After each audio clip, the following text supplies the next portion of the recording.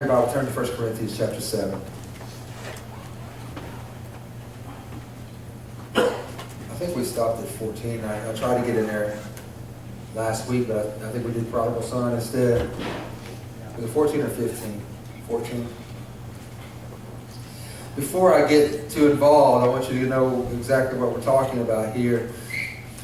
Is that when in the old law, when they would intermarry, what was happening is, if you've heard the story. How many heard the story of Samson? And Samson went where to get a wife? Among the Philistines. And Samson was a what? What was his? Nazarite. He was dedicated to the Lord to be a servant of the Lord. And he went out among the Philistines to go get a wife. Right? Well, I guess. He went and got a Delilah. And we all know the story, right? How she kept wanting. But finally he told her his secret to his strength was his hair. Now, back in the day when the Jews were intermarrying with the Philistines and the Amorites, the Hittites, the Jebusites, and all those things, okay? Hittites. When they were doing that, what was happening is those countries were pulling them out of God's family because they weren't staying in the family of God. They were getting pulled out of the family of God. That makes sense? They weren't winning the Jebusite to be a Jew. The Jebusite was taking the Jewish person out of the family. The influence and also the bloodline. Hear me? And so what happens now, we're talking in 1 Corinthians, for the unbelieving husband is sanctified by the wife, and the unbelieving wife is sanctified by the husband, else were your children unclean, but now they are holy. And what Paul is saying to them is, the script is flipped. Now, to come into Christ means you're coming into the family, instead of going to another country and being pulled out of the family. Does that make sense? Right. And so what he's saying is here, he's not saying that the wife has the power to sanctify, but what he's saying is that the husband is sanctified because she pulls the husband into the family of faith. That's what makes sense? Okay, for the unbelieving husband is sanctified by the wife, not that she has the power to sanctify. Sometimes people get that mixed up and they think that, well, I have the power of sanctification. No, you don't. Jesus is the only one who can make me sanctified. He's the only one that sanctifies my life. That's good. That's good. The two become one. Very good. Very good. And so, let's go. And the sanctify the husband. Else your children were unclean. Okay. Else were your children. I can't say. Else were your children unclean. And so what that means is, if they don't get drawn into the family, then it pulls you away, and then you have a mess. Okay? And so, but now are they holy? Your children are holy because that you get pulled into the family of God. And I don't know if that makes any sense. I don't know if I'm saying that well. But what he's trying to tell, he's talking to the Jewish Christians at this time, in the Corinthian, and to the families, because what happened was this: they were getting. How can I say this where I can make it make sense? The unbelieving husband would. Let's go to the next verse. It'll make it maybe clearer. The unbelieving depart. Let them depart. What he's saying is this. You can't make somebody live for God, and you can't make somebody love you and stay with you. A brother or a sister is not under bondage in such cases. You can't make an unbeliever believe. And you can't make them love you, and you can't make them stay with you. Okay? A brother or a sister is not under bondage in such case, but God hath called us to peace. What does that mean? How does it read in your message? God has called us to make the best of it as peacefully as we can. What is the whole verse? The other hand, if the unbelieving spouse walks out, you've got to let him or her go. Okay. You don't have to hold it. Okay. I want to get that into your spirit. You know, so many times people hold so much bondage in their life, and they have so much guilt in their life, and they have so much weight and baggage in their life. They think God can't use them. They God because something happened in a marriage. Now, I'm not telling you that's God's perfect will for anybody to leave, but what I'm saying is that Paul wrote, if they're going to leave and they're not a believer and they're not, then let them go. You can't keep hanging on to them, and you can't keep hanging on to that guilt. You can't control people. Thank you. You can't make people do what. I love Bruce Almighty when he gets up on the table and says, "Love me." He's talking to God, and he said, "How can I make people love me?" So when you find that out, let me know. They were like, "Bruce Almighty." I love it. That's a funny show. Okay, but when he's trying to get. But he's trying to get Jennifer Aniston to love him. And I love it. I love the line in it where Jennifer Aniston said, "I did," and walks off. You can't make people love you. Just like God can't make you love Him. He can't make you serve Him.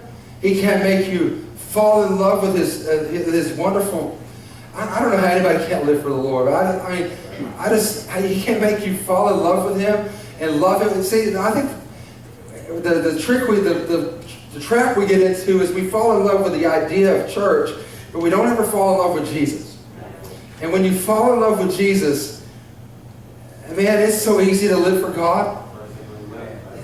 It's so easy to live for God. It's not that you don't. It's not that you don't sin. It's that you don't want to sin. You know what I'm saying? It's not that you don't. Oh, I can't do that. It's that you don't want to do that. It's not that you can't go there. It's that you don't want to go there. It's not that you don't want to. You can't talk about people. It's that you don't want to talk about people. And I like that. The difference of loving and being in love. Oh, that's good. I like that. Because I love you guys, but I'm in love with my wife, man. I'm just crazy about her. I just love her. I love you, but I just love her. I like it when she walks in the room. She makes me smile. Amen? This is Brother James. Brother James, I don't think Sister Janice will mind me telling this. I remember this. It's been years ago. You know, she said that she's found it with God. She said, you can say you love God all you want to do this. Yeah. But she said you've got to fall in love. That's right. That's very good. That's it. You've got to fall in love. That's very good. I like it. I forgot that to this day. I love it. I love it. Okay, but God's called us to peace. He didn't call you to beg somebody to love you or make somebody stay and manipulate them. And that's not what God called you to do. Into peace. Calls us to peace. I like it. I like it. Verse 16. Verse 16. Thank you. For what knowest thou, O wife, whether thou shalt save thy husband, or how thou knowest, O man, whether thou shalt save thy wife? I think what this is saying in a different version is, how do you know that your life will change their life? How do you know? And can I just break it down to church level? How do you know that the way you react to something might trip a trigger in somebody and say, if they can do that, then I can do it too? And listen, not all marriages are perfect, and not all relationships are perfect. It's not. You know, because we're just human beings, and we do stuff, and we get mad, and we get upset, and we forget about, you know. I just think it's amazing that Paul has to tell the men, husbands, love your wives. Your wives. But he never has to say, wives, love your husbands. Because women love. You submit, that's right. You better submit. You better give up. And so, I think you're right.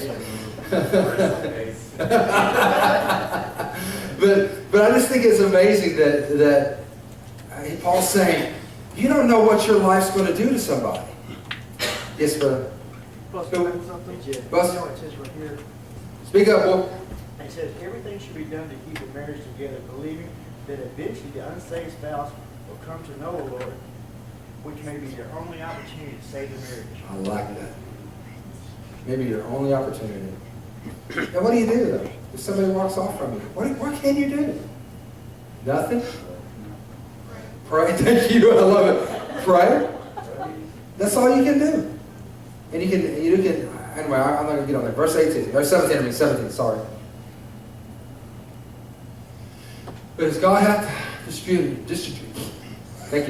to every man as the Lord hath called every one. So let him walk, and so ordain I in all churches. Verse 18. Is any man called being circumcised? Let him not become uncircumcised. Is any called in circumcision?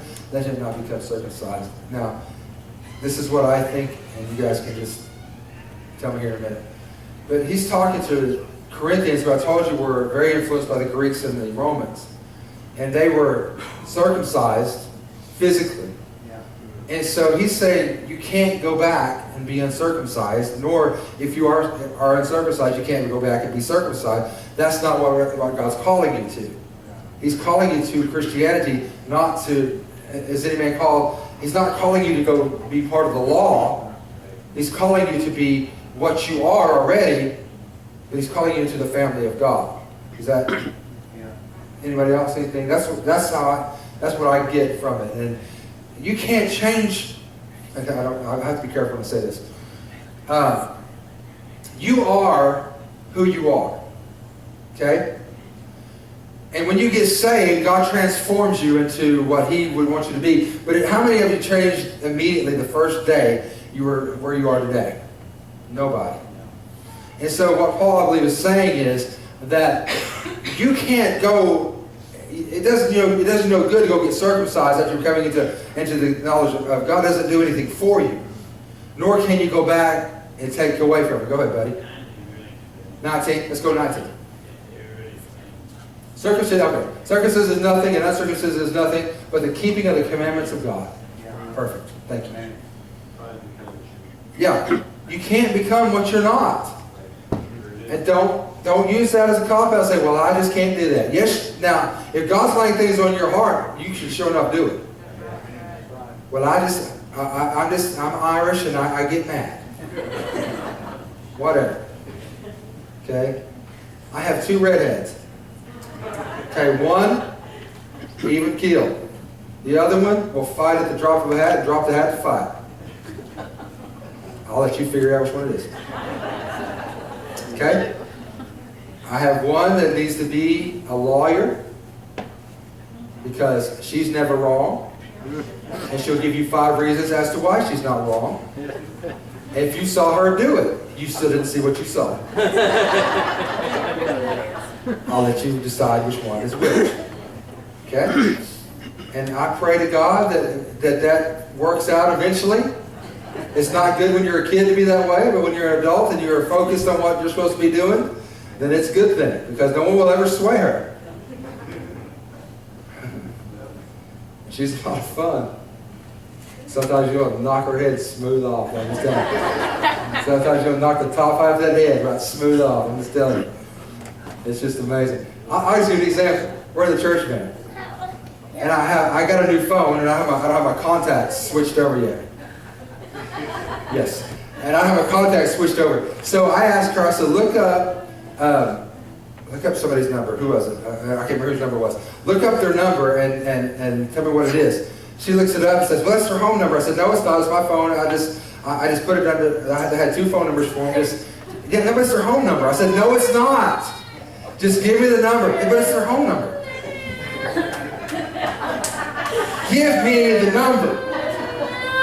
And I'll let you know which one it was. Okay, and so, anyhow, she finally did, but she was not wrong because it said home number. That's what it was.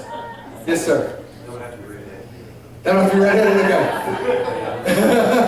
Well, it's the redheaded Irish, whatever. I have to drink and I have to fight because that's what my heritage is. Baloney. That's not right. You have to be what God's called you to be in the righteousness and be what God's called you to be. Come into the commandments of God. Come into the commandments of God. The other stuff doesn't matter. Okay, verse 20. I'm trying to get through this. I don't know if I'm ever going to get through this. Let every man abide in the same calling wherein he was called. Oh, I like that. What does that mean to you?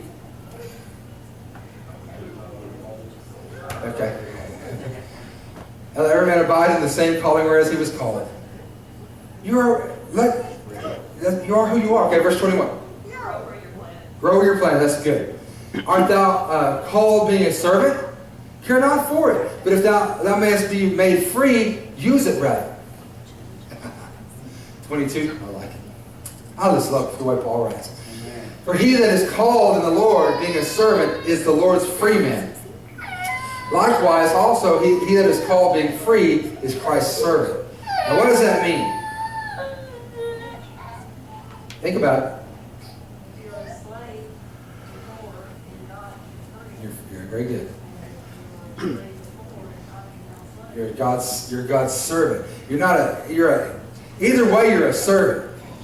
But Jesus, the Lord's made you free. And I don't care if 17 people own you. Your spirit is free.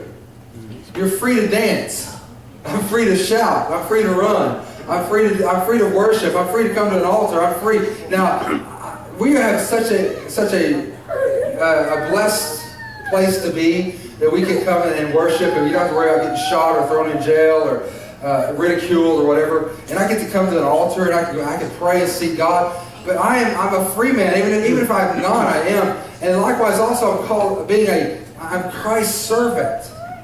Now, I don't ever get you guys confused about being servants. But I believe, this is how I believe. I was a slave to sin because I was owned by sin. I dwelt in sin. I did sin's bidding. Okay? Jesus redeemed me. What is redeemed? Thank you. Bought back. Bought me when I couldn't. How many slaves had a lot of money? None. And so Jesus bought me, gave me my title to myself, and set me free. And because of that, I served him. I was his servant. I served him out of gratitude. I served him out of because I love him, because he set me free. But there comes a time when you finally get to become, you're no longer a servant, but a son. And so now I serve him because I want to, not because I feel obligated. I'm now a son. That's how I believe it is. I believe that you, as a servant, you learn how to serve God. And then the last thing that he can give you is sonship. That's the last thing he can give you. Go ahead. Heirs and joint heirs. Thank you very much. Okay. Go on to verse 20. How many more verses are there? I don't even know. There's a bunch. Ooh, Lord. We'll get a few more. No, we'll get out of here. Verse 23. You are bought with a price. Be not ye the servants of men. It's one of my favorite scriptures. I am bought with a price. You don't own me. I am bought with a price. No man owns me. Jesus paid the price for me. I'm not bound to you like this. I'm bound to you to pray for you. I'm bound to you to lift you up and to do what I can do. I'm bound to you as family. I'm bound to you as a brother and sister in Christ. But you don't own me. He does. He owns me. Verse 24. 24. Brother, let every man wherein is called therein abide with God. What does it say to them? Hold the high ground. Hold the high ground. I like it. I'm trying to find a place to quit. Verse 25. Now concerning virgins, I have no commandment of the Lord. Yet I give my judgment as one that hath obtained mercy of the Lord to be faithful. Now what does that mean? Hang on. Paul's given his qualification as to why to say something about this, right? He said, I'm not giving you a commandment of God. I don't have a commandment of God, but I'm giving you my judgment according to a faithful servant of God. That's what he's doing. Verse 26. I suppose, therefore, that this is good for the present distress. I say that it is good for a man so to be. Man, the King's English kills me, I'm telling you. It is good for a man so to be. Verse 27. Art thou bound unto a wife? Seek not to be loosed. Art thou loosed from a wife? Seek not a wife. Now, read what it says. Because of the current pressures on us from all sides, I think it's probably best to stay just as you Verse 26, go back to verse 26, if you will. Remember what I told you about the temples of Corinth? When they had the temple prostitutes? Verse 25. Concerning virgins, I have no commandment. But then verse 26 says, I suppose therefore that it is good for the present distress. I say that it is good for a man to so to be. Don't go to the temple and lay down with the prostitutes at the temple. Don't do it. Don't get into the thing of the day, which is to go marry a wife so you guys can have sex legally, and then divorce her and go marry another wife so you can sleep together legally, then divorce her and go marry another wife, which is what they were doing. And so he said, I suppose therefore that it is good for the present distress, I say that it is good for a man to be so, to be what? A virgin. To save himself for his marriage. Verse 27. If you're married, stay married. If you're not married, don't get married. Because Paul, what did he say in the earlier verses? He said, I would that all men would be like me. Why did he say not to get married? Because he hated women? Why? Because he said your mind, you are so more focused on serving the Lord when it's just you and God instead of you taking care of your spouse and your family and trying to take care of all that. And go ahead, brother, buddy. To be as he is. I like that. Read the rest of it. I mean, what does it say on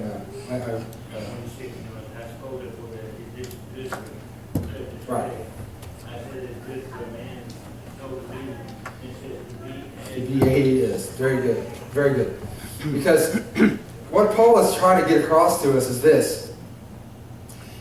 You are God's, I'm just going to wrap it up in a nutshell, is that I'm a servant of the Lord. And it's easier for me to serve the Lord when I have no distraction.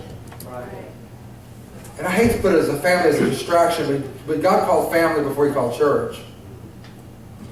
That's another little tidbit I'm going to throw at you Sunday. But God called a family before he called the church. And his desire was to allow Adam and Eve to do what? To go in, replenish the earth, right?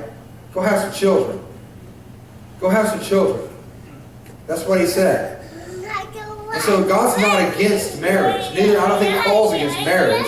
I think what Paul's saying is that he found it easier to be single and serving God because he could give his whole self to it. But he said, if you can't do that, then don't do that.